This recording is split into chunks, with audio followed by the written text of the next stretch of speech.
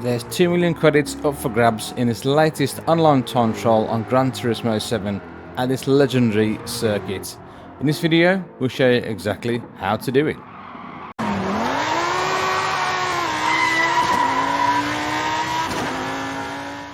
So here we are, and welcome back to the channel. And as you saw in the intro, we're at one of the best circuits in the world, as we'll try and show you how to earn 2 million credits. So as per usual, go to sport mode, and from there you can click onto your latest online time trials. Now there are 3 to choose from, and we've not had a chance to look at the other 2 as yet. But the one that we are going to concentrate is a brand new one at Mount Panorama in the Ford Mustang Gr.4 car. So from there you can either select from the garage, or if you haven't got it in your garage, you can rent the specified car, click on the green tick, click on the car itself. We've got 4 colours to choose from. We're going to go with the lovely yellow colour.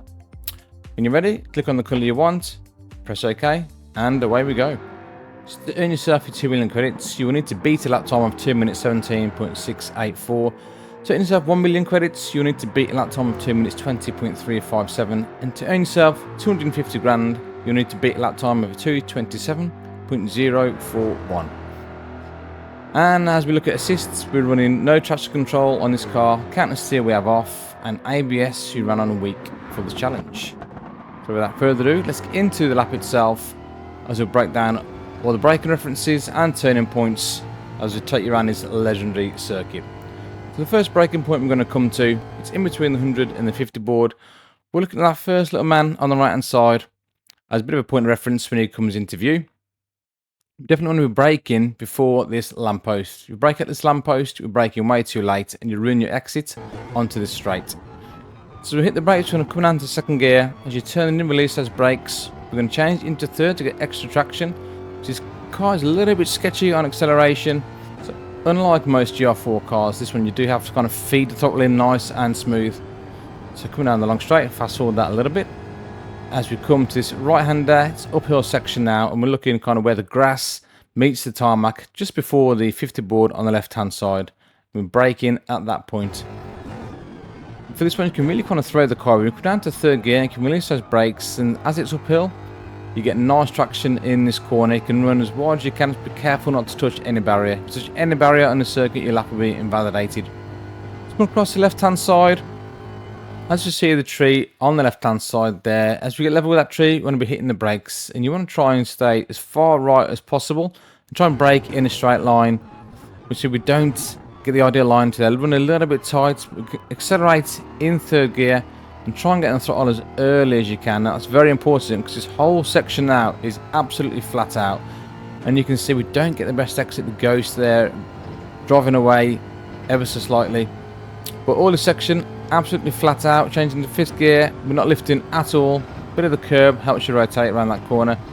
Now for this section there, at the start of the curb and at the marshals, you can use both those as a reference. All we're going to do is lift off the accelerator. We're not going to brake at all, and that's also your turning point as well.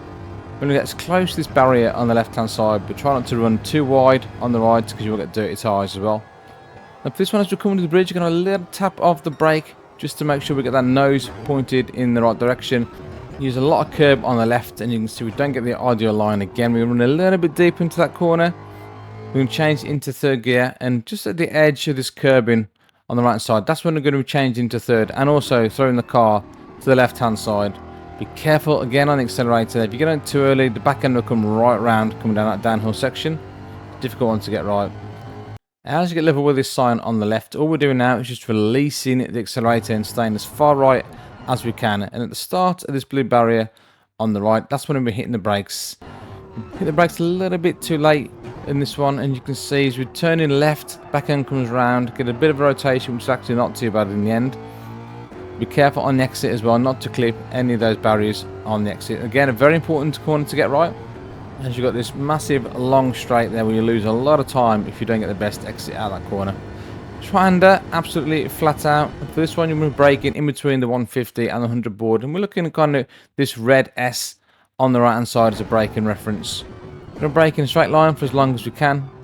Coming down to third gear, and again be just extra careful, a little bit tentative on the throttle there, because if you plant it, again the back end will come round quite easily. With one corner to go, And as we approach this tree on the right hand side, that there we're going to use as our braking reference. So it's again in between the 100 and the 50 board. When we get level with this tree, we're going to hit the brakes and come down to second gear. Remember, release those brakes as we turn it in, accelerate in third gear to get that extra bit of traction.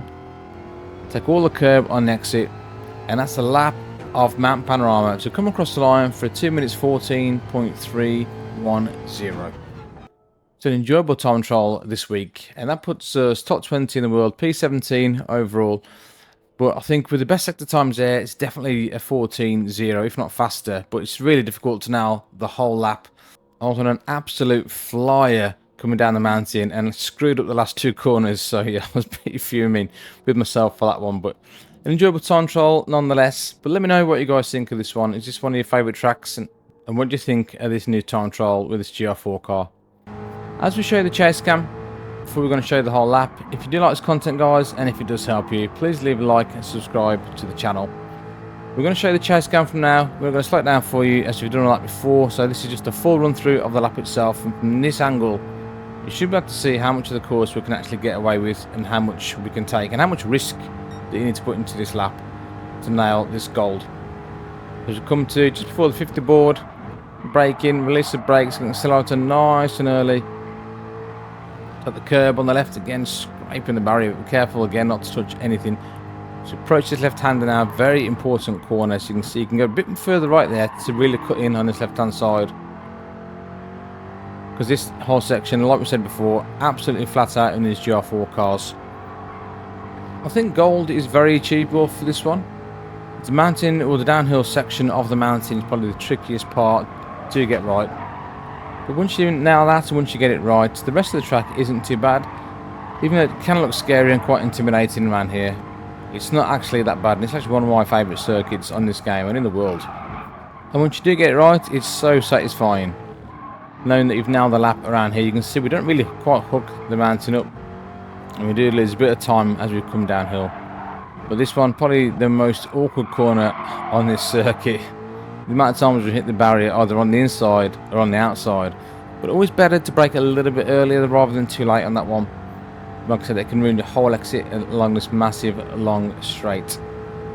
And just another piece of advice, I'm going to be changing gear for this car just at the edge of the gear suggestion box. So it just seems to carry the speed, carry the momentum a little bit better. So as we approach these last 2 corners, just be careful of the inside curb. If you clatter that too much, the car would be quite unsettled. And it is quite easy to run deep going into that corner, so just be careful on the brakes going into that one. Again, as we approach the last corner, to get level with that tree, hit the brakes.